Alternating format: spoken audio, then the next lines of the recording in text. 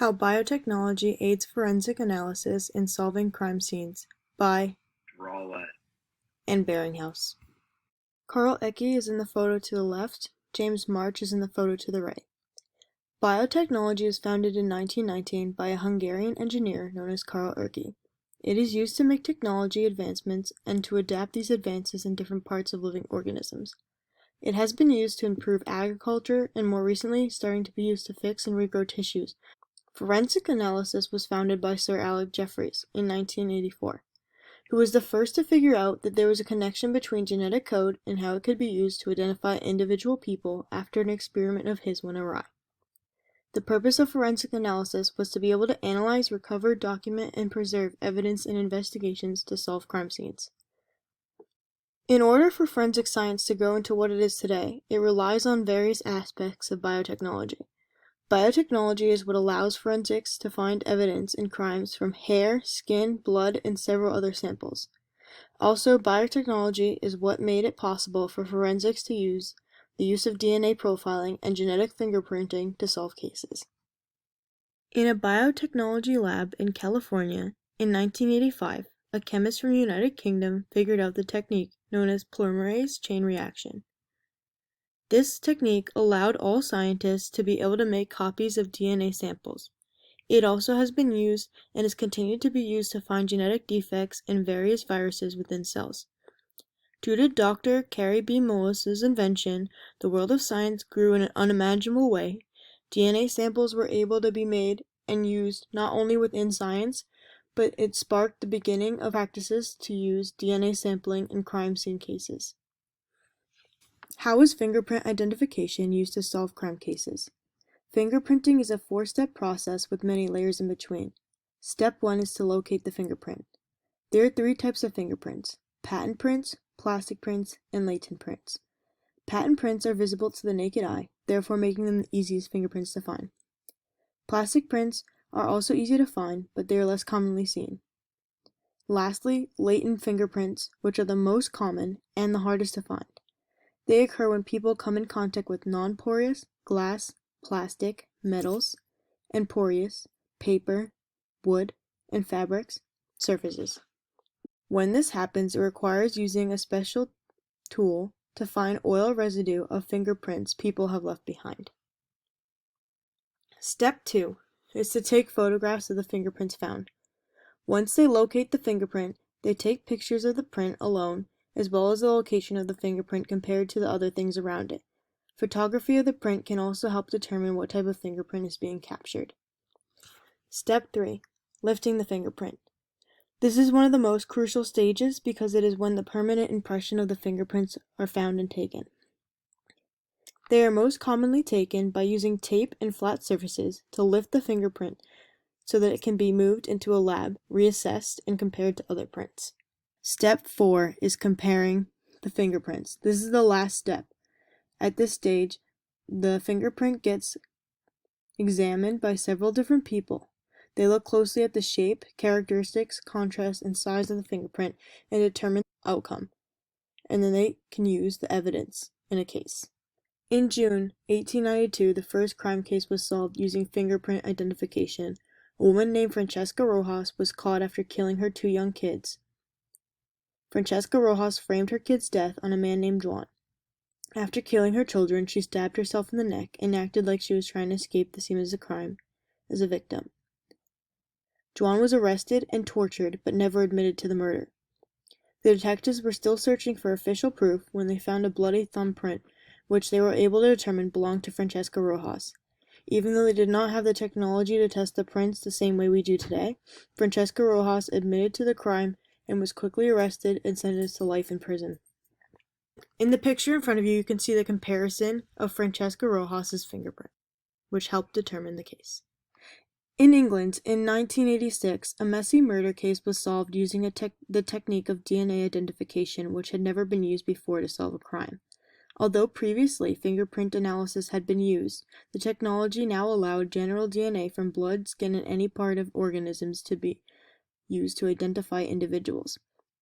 In 1983, 2 girls were raped and murdered, and their alleged killer was arrested despite him claiming his innocence the entire time. A year after Sir Alec Jeffrey's accidental discovery, the process began of DNA analysis to officially name the killer of the two girls. A blood sample was taken from the girls' alleged killer and then compared to semen samples from both the girls' bodies. The police found, although they were correct that the same person killed and raped both girls, the man they had behind bars was not the killer.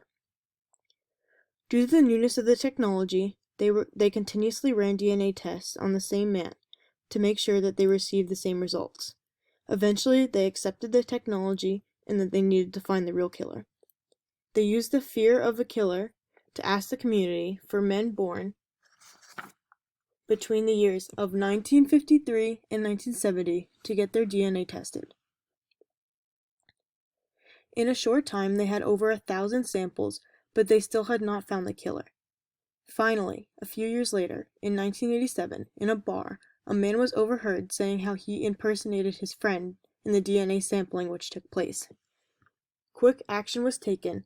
Colin Pitchfork was arrested and tested. His results came back positive.